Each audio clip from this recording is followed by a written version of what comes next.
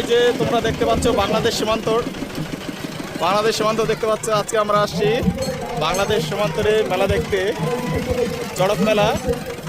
আর কিছুক্ষণের মধ্যে চড়ক মেলা শুরু হয়ে যাবে।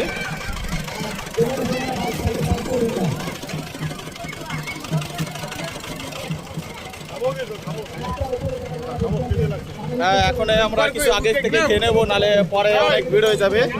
তাই কি খাবে দেখো। এদিকে মোগলাই আছে,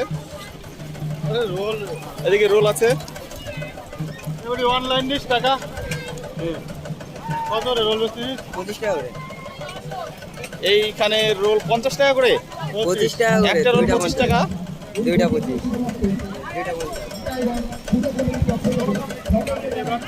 না, 25।